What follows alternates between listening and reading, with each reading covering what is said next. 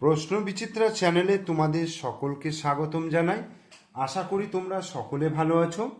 আজকে আমরা এই ভিডিওর মাধ্যমে করব ক্লাস 1-এর রায়ান মার্টিন প্রশ্ন বিচিত্রা 2026-এর বাংলার 1 নম্বর প্রশ্নপত্র, যেটা প্রথম পর্যায়ক্রমিক মূল্যায়নের জন্য। তোমরা যেহেতু ক্লাস 1-এ প্রথম পর্যায়ক্রমিক মূল্যায়নের প্রথম পরীক্ষা দিচ্ছ, তাই না? তোমরা প্রথম যেহেতু পরীক্ষা দিচ্ছ, তাই তোমাদের পরীক্ষায় কেমন ধরনের প্রশ্ন আসতে পারে সেই সম্পর্কে তোমাদের জানা নেই। তো সেটা জানাবার জন্যই কিন্তু আমার এই প্রশ্নপত্র করা। তোমরা এই প্রশ্নপত্রগুলো কিন্তু ভালো করে প্র্যাকটিস করবে, দেখবে পরীক্ষার সময় কিন্তু তোমাদের অসুবিধা হবে না। প্রথমে 1-এর দাগের কি আছে বলছে, ফাঁকা জায়গায় বর্ণ বসিয়ে শব্দ বানাও। ফাঁকা জায়গায় বর্ণ বসিয়ে শব্দ বানাও। তো এখানে 1টা 2টো 3টে 4টে 5টা রয়েছে।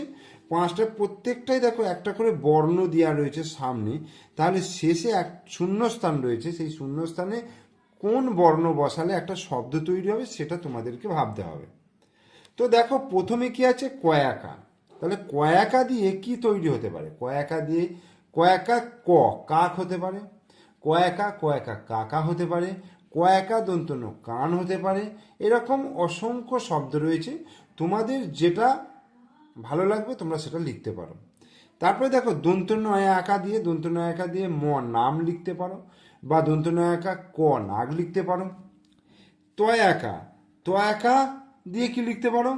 তয়াকা হস্যই তাই লিখতে পারো। তয়াকা হস্যই, হ্যাঁ তাই, এটা একটা শব্দ। তারপরে তয় আঁকা ক তাক, বইয়ে তাক বলতে পারি, তাক। তারপরে তালবস্যয় আঁকা দিয়ে কি হবে? তালবস্যয় আঁকা ল যদি লিখি আমি, তালবস্যয় আঁকা ল সাল, ঠিক আছে। আর ঢয়াকা ক ঢাক আমরা লিখতে পারবো। তাহলে এইভাবে কিন্তু এই বর্ণ বসিয়ে শব্দ বানাতে হবে। এরপর আ দিয়ে 5টা শব্দ বানাতে বলেছে। আ দিয়ে 5টা শব্দ কি কি হবে? প্রথমে আমরা লিখতে পারবো আম, ঠিক আছে। তারপরে লিখতে পারবো আট, ঠিক আছে। বর্গীজ আজ, ঠিক আছে। তারপরে আমি মহেশ আমি, আর তালবস্যয় হস্য আসি। তাহলে এই শব্দগুলো আমরা লিখতে পারবো। এরপরে দেখো 3-এর দাগের বলছে সাজিয়ে লেখো। ল বর্গীজ আছে, এটাকে সাজিয়ে লিখলে হবে জল, বর্গীজ ল জল। তারপরে দেখো ঠয় হস্যই লয়াকা, তাহলে এটাকে লিখতে পারবো লয়াকা ঠয় হস্যই লাঠি, লয়াকা ঠয় হস্যই লাঠি।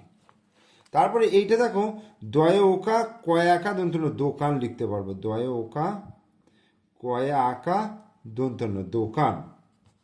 এরপরে 4-এর দাগের বলছে নতুন শব্দ তৈরি করা। বর্গীজ বয়াকা জবা আর টহস্যই অন্তস্থ একা টিয়া। এখান থেকে একটা বর্ণ নেবো, এখান থেকে একটা বর্ণ নিয়ে শব্দ তৈরি করতে হবে। তাহলে কি লিখতে পারবো? বর্গীজ অন্তস্থ একা জয়া, বর্গীজটা হচ্ছে জটি হবে না, বয়াকা টসে বাটি, বয়া আঁকা, এখান থেকে বয়াকা নিলাম আর এখান থেকে টয়ে হস্যই নিলাম, তাহলে কি লিখতে পারবো? বাটি। এখানে দেখো বক আর চহস্যই ল চিল, তাহলে আমরা কি লিখতে পারবো? ব ল, এখান থেকে ব নিতে পারবো আর এখান থেকে ল নিতে পারবো, বল। তারপরে ক ল কল, এরকমও লিখতে পারবো। এবার 5-এর দাগে দেখো সহজ পাঠের কবিতা অবলম্বনে শূন্যস্থান পূরণ করতে বলেছে। এটা তোমরা সহজ পাঠে পড়েছো। তাহলে বনে থাকে কি? বনে থাকে বাঘ, আর ড্যাশ থাকে পাখি, ডালে থাকে পাখি বা গাছে থাকে পাখি। তাহলে এটা হবে গাছে থাকে পাখি, ঠিক আছে। তাহলে গাছে থাকে পাখি, জলে থাকে মাছ, আর ডালে আছে ফল,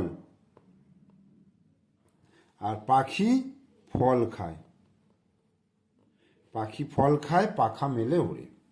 তাহলে 1 নম্বর প্রশ্নপত্রটা এইভাবে তোমরা করবে, প্র্যাকটিস করে নেবে।